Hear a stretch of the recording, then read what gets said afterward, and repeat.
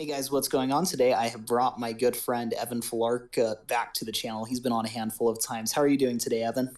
Thank you so much for having me, dude. I am doing great. Ready to talk about Marvel Spider-Man 2. Very, very exciting considering that releases next year. And we are getting very close to D23, where hopefully we will see more about the game relatively soon. And hopefully we will get some new reveals of potential characters that might be unveiled for the narrative of the game, which is obviously what we are talking about today within this video. So today I wanted to go through sort of two tiers of characters that could be in Spider-Man 2 that were not in the first game, at least not in their final form.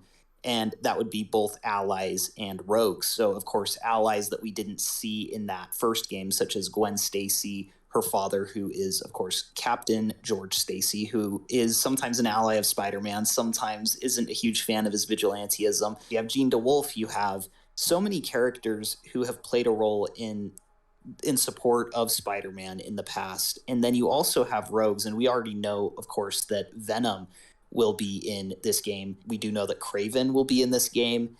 We know that Lizard could potentially play a role in this game, as Kurt Connors was revealed in the post-credit scene of Miles Morales. But let's go ahead and start off with some supporting characters that were not in the first game. And I'll hand it over to you first, Evan. Who do you think could show up in this game? Well, when it comes to supporting characters, I definitely think that Spider-Man, or more should I say, Peter Parker, has a lot of friends at his disposal that we can pick from, which is very cool considering that there are some Easter eggs to some of Peter's more well-known associates and compadres within the Marvel Universe, like Flash Thompson, who was referenced if you look at a poster in the FEAT shelter, which is very cool since he is overseas, kind of doing stuff for Army vets, which might tease potentially an Agent Venom storyline if they want to go that far down the rabbit hole of comics. Another pick would be Deborah Whitman, one of the many, many love interests of Peter Parker within the comics, but also one of his closest friends as a scientist, since Peter is still a scientist within the universe, even though he's not working for Otto Octavius anymore. It's teased within a line in Miles Morales that he could become a teacher. And what better way to not potentially be a teacher, but also be a potential teacher's assistant and also work alongside Deborah Whitman by potentially working at some type of university or for a professor at Empire State University, which is located as a fictional school within the Marvel Universe in Marvel's New York, which I think could be very cool. It could also expand the more Peter Parker side of Spider-Man's life versus the superhero side. And, of course, when you mention allies, a lot of people, myself included, are wondering if that means heroes, hero cameos. We have already seen a lot of Easter eggs like Daredevil, like the Avengers, like the other Defenders, like Iron Fist, Jessica Jones, Luke Cage, referenced within Spider-Man PS4, but they don't appear in physical forms. They're only mentioned in name and in passing. So if Insomniac is already making Wolverine, of course, Marvel's Wolverine, exclusively on PS5, and now Marvel's Spider-Man 2, would they go the extra step and potentially have a character drop in within their Spider-Man universe and be their version of Daredevil, their version of the X-Men, their version of the Avengers, to potentially team up with Spider-Man, or just be there as a small wink-wink cameo in a small type of cutscene or a side mission? We have no idea, but that potential is very exciting nonetheless, and could hopefully broaden the overall horizons to a larger Marvel gaming universe, which Irogen and I have actually done a video about previously on my channel. You bring up a really interesting point, because when I think about Spider-Man's allies, of course, I think about his coworkers at the Daily Bugle, and I think about all of his Midtown High friends. And you never know, Spider-Man 2 could have a high school reunion that Peter has to go attend and regroup with some of those old dynamics, or maybe he has to go freelance for the Bugle once again and interact with all of those characters. But you do bring up a really good point of, what if Wolverine is in Spider-Man 2? He's getting a solo game from Insomniac as well, and so that wouldn't be a bad time to introduce that character, at least in some capacity, or if not him, maybe one of the characters that will be in that Wolverine game. Maybe they'll introduce Professor X, or they'll introduce Magneto, or a character that could show up in that game just as foreshadowing. So that wasn't even really necessarily something that I thought about, but yeah, maybe Spider-Man is in contact with Iron Man or Captain America, and that could play a role in the story. Like maybe there's a side mission similar to the one in the first game where you had Taskmaster, of course, contacting Spider-Man and talking to him. Maybe, Peter needs to run errands for Captain America, just in terms of collectibles. It's really great because there's a lot of parallels when it comes to the, of course, regular, normal day-to-day life of Peter Parker and that superhero element with Spider-Man, and how some characters, like Mary Jane, for example, know or are aware of both sides. She knows that Peter Parker is Spider-Man and Spider-Man's Peter Parker, and maybe having more people be aware of that duality could also give more depth to the broader narrative of not just Peter Parker and even Miles Morales, but also their cast, their supporting cast of characters being brought into this world, like, big one here, Rio Morales, who is Miles Morales' mother, who now knows that Miles is Spider-Man by the end of his game. And spoilers, I guess, from the Ultimate Comics with Miles, Rio Morales does encounter Venom at one point, and she ends up dying indirectly, I would say, from Venom by a stray bullet from a cop who's trying to shoot at Venom. But she basically, whenever encounters Venom in that narrative of the Ultimate Universe, does end up dying because of that interaction and that cause of having Spider-Man bringing his real-life, normal day-to-day individuals like his mom or his friends into the superhero side of things and having them get hurt in the process. So because of introducing potential new characters or old characters with new interactions, like, again, an older character like Rio potentially meeting this newer character with Venom within the Insomniac universe, can bring a lot of dynamic possibilities to their relationships and the inevitable outcome that could occur with their meeting of each other and what that could do for the future of the story and the overall future of how Miles or Peter could maybe stop being Spider-Man if something goes awry. Yeah, it'll be really interesting to see how they move forward, as they've clearly demonstrated now that they've made not only the Miles Morales spinoff, but now they're making a fully fledged sequel, that they are committed to turning this into a full-on franchise. And it will be interesting to see whether we get an expansion to this team of Spider-Men and we get Spider-Gwen and we get, Silk and Venom, and there could be so many interesting characters that could be introduced that could get spin-off games. But one thing that you brought up that I liked as well is sort of twofold. I like the idea. I think it's interesting that perhaps Miles will just take over the mantle of Spider-Man and Peter Parker will be able to retire and become a mentor figure, or maybe he will end up sacrificing himself to one of these big villains. But I think that a lot of that comes down to the dynamics that would ensue from encounters with villains. And that was the second part that I wanted to talk to you a bit about, is what villains do we think could show up in this game that were, again, not in the first game? And of course, we already know that Venom will be in this game. We know that Kraven will make an appearance in this game.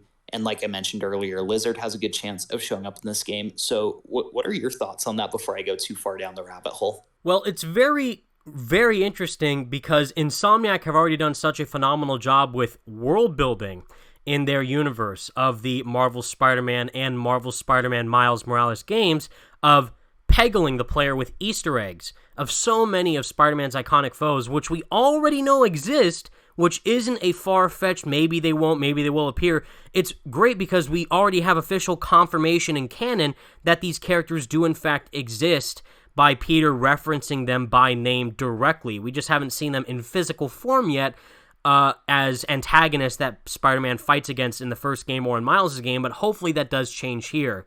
And like, what is very clearly referenced in the thumbnail and also in the Easter eggs themselves is amazing characters like Mysterio, Sandman, Kurt Connors, which was teased in the post-credit scene of Miles Morales, but now we could see him in full Lizard form as the Lizard, and also another great character like Chameleon, which is referenced in the first game, could also be a character here, considering he is actually the half-brother of Kraven the Hunter, who is a character who has kind of been heavily teased in the Marvel Spider-Man 2 trailer to take a big leading role as one of the main antagonists of this game. and allowing the narrative to flesh them out further, either as side villains or maybe potential bigger threats than what we're expecting, could allow for a lot more, freedom and just expansive nature of their characters and their overall growth to take more of a larger and deeper effect than what we previously saw, or I should say did not see, within the first game.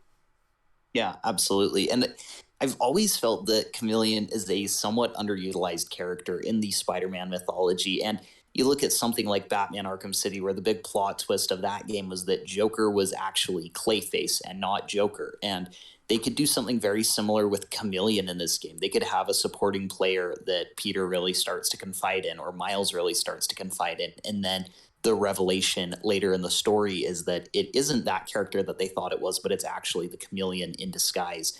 I think that what was so cool about Spider-Man, that first game, is that they really did limit the amount of villains that were in the game. They did a good job of having the Sinister Six. They had, of course, Dr. Octavius. They had Shocker. They had a handful of really great villains. They had Tombstone show up in the side mission, but they didn't throw in every villain. And so I think that what that does is it leaves a lot of intrigue for what will their take on the Green Goblin and Venom really look like. Like, what will a boss battle with Venom look like? We really have no idea. And I think that they have a lot of legroom because they have those fan favorite villains like Mysterio and Sandman and Lizard and all of those great villains. They also have characters like Spot. They have Hobgoblin. They have Wraith, who was teased in the City That Never Sleeps DLC. We had Hammerhead, so we could see more crime underworld leaders in New York City. So I think that Insomniac has really done a great job utilizing their space and not taking up too much or trying to shoehorn in too much. They have done a good job of really utilizing moderation so that, I think arguably the best is yet to come in terms of villains, because as much as I like Electro and Rhino and Vulture, I like Mysterio and Sandman more, and it seems that they've saved those characters for the sequel. So it will be really interesting to see who they add.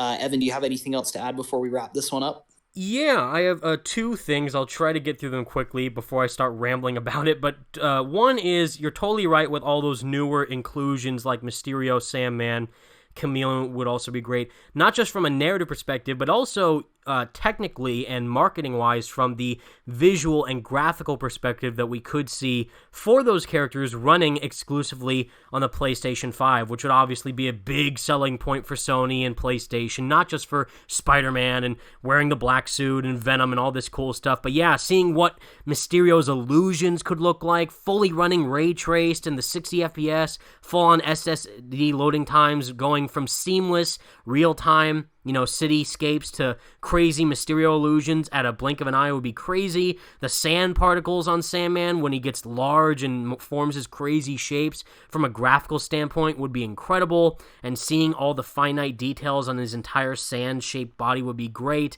and would truly flesh out the PS5 in a way that we haven't seen before, again, especially considering that this is a PS5 exclusive and not a cross-gen game that would also run the PS4, but only true next-gen power and what that is capable of. Second, and this is a crazy fan theory, so put your tinfoil hats on, we could also potentially get a setup of not just Green Goblin for Marvel Spider-Man 3, which will likely happen farther down the line in this future production pipeline from Insomniac and Marvel's partnership, but also potentially Carnage, a big, big, big tease, which is only known for true diehard Spider-Man nerds like myself from the Ultimate Comics, is that Carnage is not Cletus Cassidy, which could be a character that they could introduce, the serial killer Cletus Cassidy, within the Insomniac verse, if they want to go that classic narrative route for Carnage. But I'm thinking more of the Ultimate storyline, where he is not even a person, he is a deranged, genetic, faulty clone of Peter Parker's DNA and spider blood mixed with the overall DNA and lizard blood of Kurt Connors, and it's this monstrous hybrid of a genetic freak that ends up gaining consciousness and kills people within New York. And we already know Kurt Connors was teased at the end of Miles Morales. He will likely appear here again in Marvel Spider-Man 2. Venom is already confirmed. The symbiote exists. So if we get a fight between Spider-Man, the Lizard, and Venom, or somehow the symbiote is affected in a way and Lizard's Kurt Connor's blood as the Lizard ends up being, drawn from him or taken from him or fought off him or something that ends up getting the blood mixed with this black symbiote substance that we see wrapped around Harry Osborn at the end of the game and wherever he ends up in Marvel Spider-Man 2 could create a potential ultimate incarnation of Carnage incorporated into the Insomniac universe, which would set up a crazy, crazy teaser for a potential Marvel Spider-Man 3, with the main villains possibly being Green Goblin and Carnage, just like how here we're seeing Venom and Kraven as likely the main villains of Marvel Spider-Man 2. And knowing how much Insomniac cares about Spider-Man and the mythology of the character from all of his various appearances, I could definitely see something like this happening, as crazy as it might be, but definitely possible nonetheless. Oh, absolutely. And what an amazing third game that would be. This one is already shaping up to be fantastic. And even though we've only gotten that one trailer, just the prospect of what could be in this game has me potentially as excited, if not more so, than I was for that first game, just because they've already proven themselves. And with what they've saved for these sequels, I'm just really excited about the content that we could be seeing. And I have no doubt that the third game will also just have that same level of quality, and it's going to be such an incredible experience to play through. It'll be interesting to see how they handle the symbiote suit for Peter or Miles, or if they give it to one of them. They've given themselves so much room to be different than any of the comics and also borrow from any of the comics that they want. So it'll be interesting to see what characters they bring in to really tell the stories that they want to tell. But thank you so much for joining me, Evan. Thank you so much for having me, Irogen. I had a wonderful time, and I can't wait to see even more amazing videos from you about this game once we end up getting more news about it. It's going to be awesome. I'm back at you, man. Well, thanks you guys so much for watching. Please be sure to like and subscribe if you enjoyed the video. Let us know in the comments below what supporting characters or villains you would like to see show up in Spider-Man 2. And we'll see you guys in the next one.